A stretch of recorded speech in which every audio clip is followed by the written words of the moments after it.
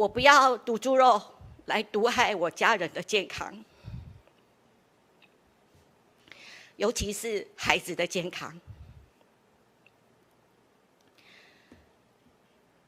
我经历过6次化疗、30次电疗，疾病折磨的痛苦。我不要我的孩子以后遭遇病痛的折磨跟化疗的折磨痛苦。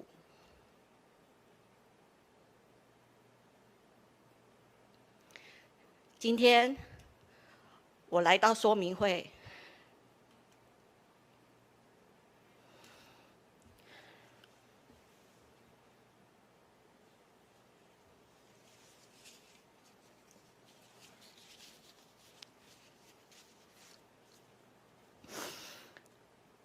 是想要跟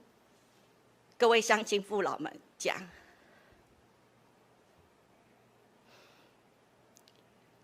有好的产品，大家都可以尽量吃，但是有毒的产品，请市议员，请我们的政府能够为我们把关。黄捷，他身为我们凤山区的市议员，为什么不为我们的健康把关？但是担任议员2年多来，我竭尽全力的在努力工作，无论是在议会的问政，还是地方的服务，从来没有怠惰过。因此，面对这一次的罢免案，我是坦然面对，也问心无愧。在这边要特别感谢当初2018年将我选出来的18000位市民，给我这个机会，让我可以从事这样的工作。这份工作虽然充满挑战，也很艰辛，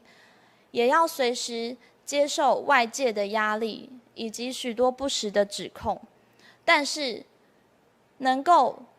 做这些工作，我非常的感激在心。我真的非常喜欢市议员这份工作。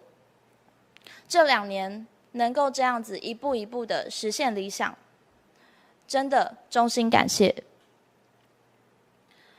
这场罢免的选战一路以来，已经收到非常多的鼓励，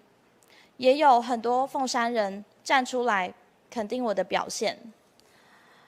但是面对罢免团体铺天盖地不实的讯息，用广告看板，用网络的宣传，还有强大的动员的能量，这一次凤山真的面临到非常大的挑战。所以最后的最后，